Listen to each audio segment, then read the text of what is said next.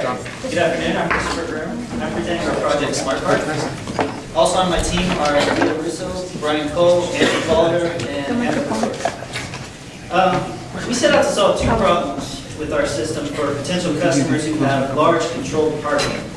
The first problem we set out to solve was efficient management of permit-based parking, and the second was management of high traffic and high congestion in large, heavily used parking lots. We chose to solve both of these problems using a RFID tag tracking system.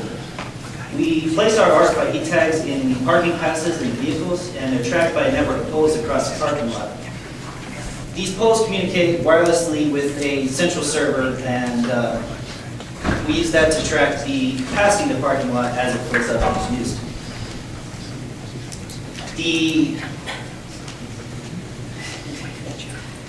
We split our team into two groups to handle the pole development. The first group, Medea and Brian, handled the physical structure of the pole, the power systems, and the lighting. The second team, myself, Andrew, and Amba, handled the microcontroller circuit, the wireless communication circuit, and the RFID reader circuit. Our internal configuration for the pole is based around an Atmega microcontroller, which is connected to a Zigbee wireless system. The microcontroller receives input from the RFID reader and forwards the tag information from that reader onto the central database server. The server is responsible for processing the tag information, make sure the permit is valid, and tracking the usage of the parking lot. It then forwards status updates back out to the pole. We added two features we think that differentiate our solution from other parking solutions we saw in the market.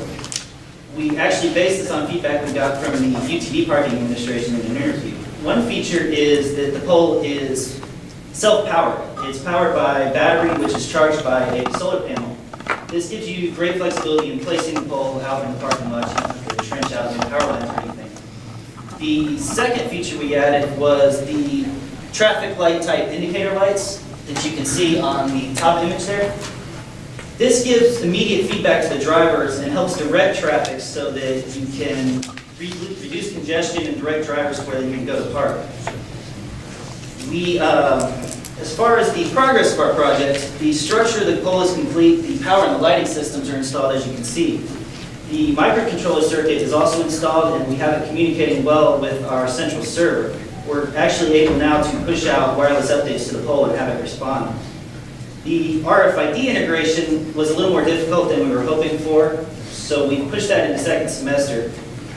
Some other things we want to add in second semester include a motion-based tracking system, which will allow you to track vehicles that don't have tags in them and will keep the count accurate inside your parking lots.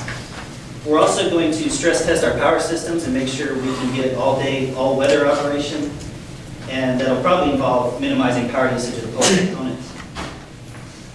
We also want to add to the server the capability of being able to update a web-based and a smartphone-based application that will allow you to log on and see the parking status as you're approaching your destination, in this case, UTD's parking.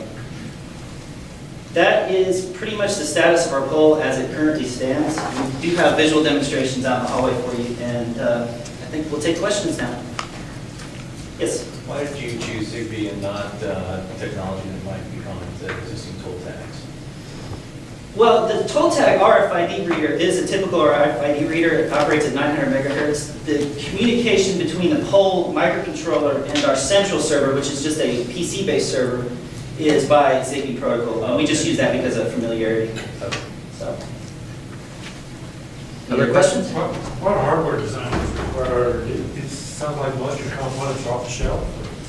Some of the components are off the shelf, like obviously the microcontroller and the communication.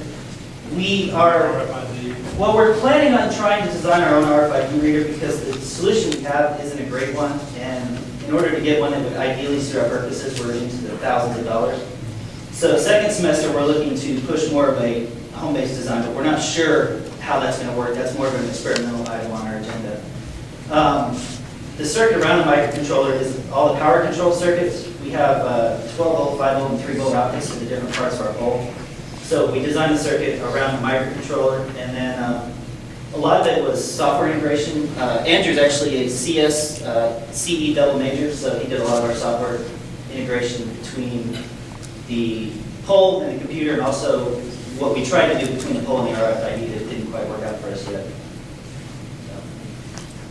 What special design challenges did you have? Well, for one, there was off-the-shelf components involved, so we did have to integrate systems that we weren't familiar with.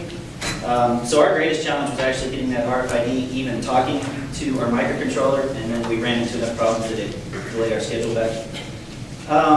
We've actually run into some problems on the power system too, so we are going to do a little bit of a redesign on that. And the power supply for our pole is pretty limited because it's battery-based, and we want to operate it, all night. We're only getting solar power during the day. We have to really minimize the power usage on all those components. So, we're working on some tricks to where we're doing, duty cycles on the lights and pulse modification to kind of reduce the power usage. Yes, sir. Are you going to incorporate some traffic engineering and tuning techniques later on? So this is where the Well, at this time, you can see the lighting where we have the red and the green. This would indicate lighting for, one lane and one lane, as you can see here. And the queuing involved that we actually designed to kind of address the situation you see here on the campus where you get people driving up and down constantly for spaces, and then 45 minutes later they call the parking administration and are complaining angrily. But in our case, the lights are going to be visible as you pull into the parking lot. You're going to see all the way down that okay, I don't need to turn left. All of these rows are already blanked out, which means they're full because we're tracking the capacity of each individual row, and then you can drive accordingly. And then when we do integrate our smartphone application, we're hoping that you'll be able to see before you even get to the campus that you need to drive all the way around to the other side, say, and park in the larger lots. So, time.